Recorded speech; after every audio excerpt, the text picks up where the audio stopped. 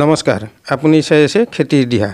আমাৰ অসমখন কৃষি প্ৰধান ৰাজ্য বুলি কোৱা হয় যদিও আমাৰ অসম কৃষিৰ ক্ষেত্ৰত এতিয়াও আত্মনিৰ্ভৰশীল হ'ব পৰা নাই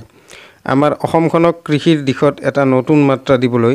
আমাৰ এক ক্ষুদ্ৰ প্ৰয়াস আমি ইয়াত অসমত কৰিব পৰা সকলো খেতিৰ বিষয়ে এবিধকৈ আলোচনা কৰিম আজি আমি এই ভিডিঅ'টোত জলকীয়া খেতিৰ ওপৰত আলোচনা কৰিম জলকীয়া ভাৰত তথা অসমৰ বহুলভাৱে ব্যৱহৃত এবিধ শস্য জলকীয়াৰ খেতি গোটেই ভাৰততে কৰা হয় ইয়াক মছলা হিচাপে বিভিন্ন আঞ্জাত সসত বা আচাৰত ব্যৱহাৰ কৰা হয় জলকীয়াৰ উন্নত জাতসমূহ পুছা জালা পুছা সদাবাহাৰ NP46 সূৰ্যমুখী কৃষ্ণা পঞ্চ C1 আৰু স্থানীয় উন্নত জাতসমূহ বীজৰ পৰিমাণ প্ৰতি বিঘাত প্ৰায় 90 গ্ৰাম বীজৰ প্ৰয়োজন হয় হিচাৰ সময় জলকীয়া হিচাৰ সময় হ'ল মে জুন আৰু ডিসেম্বৰ জানুৱাৰী জলকীয়া 45 সেন্টিমিটাৰ বা 45 সেন্টিমিটাৰ ব্যৱধানত ৰুব লাগে জলবায়ু আৰু মাটি জলকীয়া খেতিৰ বাবে গৰম আৰু হেমেকা জলবায়ু উত্তম যাৰ উষ্ণতা 20 ডিগ্ৰী সেন্টিগ্ৰেডৰ পৰা 30 ডিগ্ৰী সেন্টিগ্ৰেডৰ ভিতৰত জলকীয়াৰ বাবে কলা আঠালতীয়া মাটি উত্তম যদিও বালিয়া হাৰুৱা মাটিতো জলকীয়া ভাল উৎপাদন হয় মাটি প্ৰস্তুতকৰণ মাটিখিনি 2-3 বাৰ ভালদৰে চহাব লাগে প্ৰতি বিঘাত 20 KG urea 30 KG super 13 KG potash আৰু 4 পৰা 5 কুইণ্টল গোবৰ বা পচন সাৰ প্ৰয়োগ কৰিব লাগে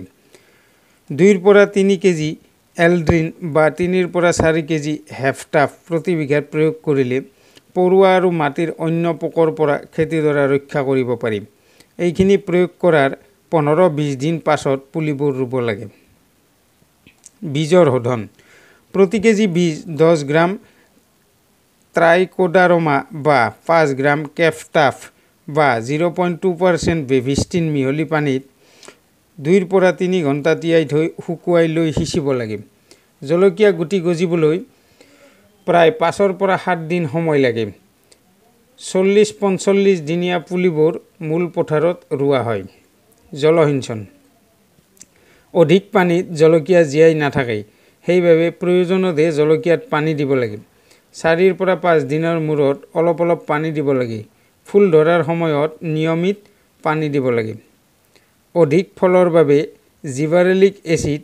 25 to 100 ppm নামৰ হৰমন প্ৰয়োগ কৰিলে মাইকী ফুল 50% বাঢ়ে ফলত উৎপাদন বাঢ়ে আন ভিটামিনো ব্যৱহাৰ কৰিব পাৰি প্ৰতিপালন ৰুৱাৰ 20 পৰা 25 দিনৰ পিছত প্ৰথমবাৰ বনবাত নিৰাব লাগে তাৰ পিছত এমাহৰ মূৰে নিৰাই থাকিব লাগে শস্য ৰক্ষা জলকীয়াত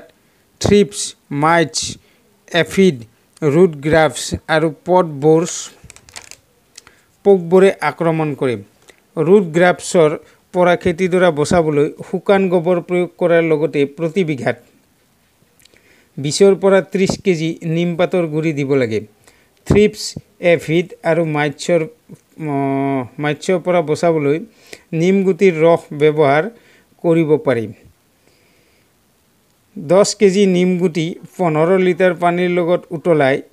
NSKE বা নিম গুটিৰ ৰস তৈয়াৰ কৰা হয় 200 ml NSKE বা নিম গুটিৰ ৰস 15 লিটাৰ পানীৰ লগত মিহলাই স্প্ৰে কৰা হয় এনেকুৱা স্প্ৰে 7 দিনৰ মূৰে 4-5 বাৰ কৰিব লাগে ফল পচা বেমাৰৰ বাবে 1.5 মিলিলিটাৰ 1 লিটাৰ পানীৰ লগত বেভিষ্টিন মিহলাই স্প্ৰে কৰিব লাগে পাতত দাগ পৰা বেমাৰ পাউডাৰী মিলডিউ আৰু মোজাইক বেমাৰৰ বাবে বীজৰ শোধন হ'ল উত্তম উপায় উৎপাদন খেতি পদ্ধতিৰ ওপৰত নিৰ্ভৰ কৰি উৎপাদন প্ৰতি বিঘাত 600 পৰা 1000 কেজি হোৱা দেখা যায় জলকীয়া খেতিৰ বাবে ইমানখিনিয়েই যদি আপোনালোকে ভিডিঅ'টো চাই ভাল পাইছে তেন্তে লাইক শ্বেয়াৰ আৰু সাবস্ক্ৰাইব কৰিবলৈ নাপাহৰিব ধন্যবাদ জয় আই অসম